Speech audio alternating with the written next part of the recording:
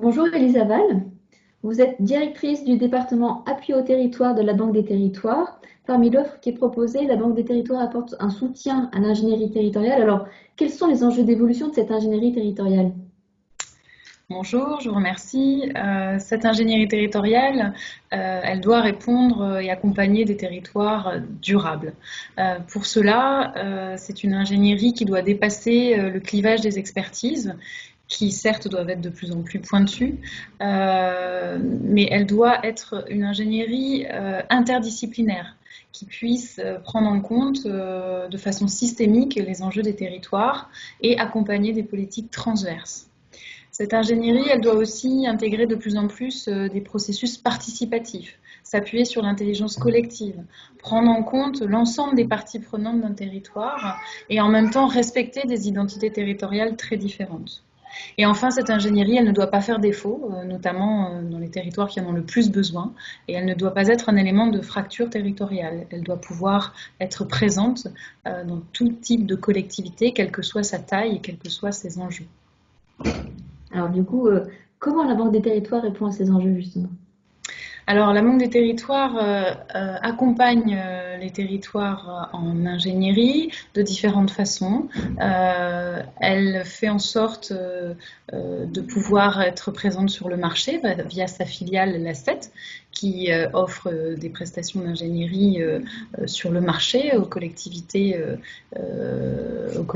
qui peuvent faire appel à cette offre.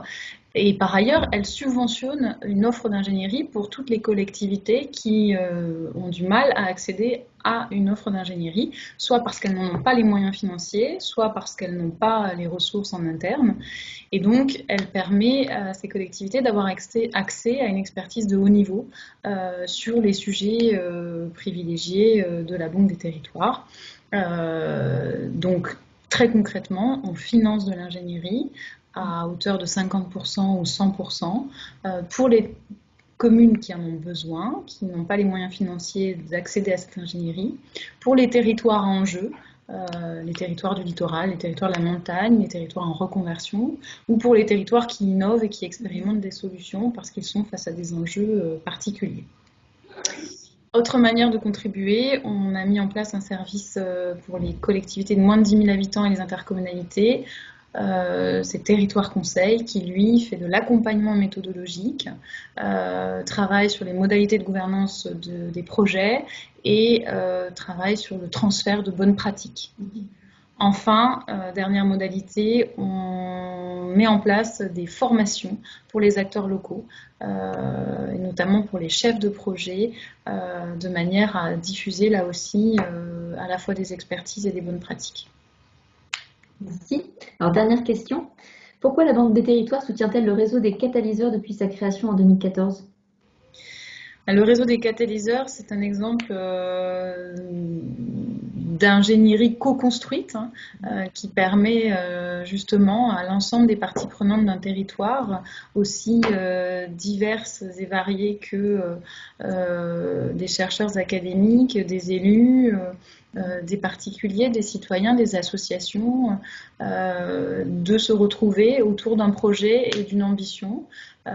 Et donc c'est cette co-construction, cette intelligence collective qui fait partie de l'ADN de la Banque des Territoires, puisque nous aussi, on co-investit dans des projets avec des acteurs privés.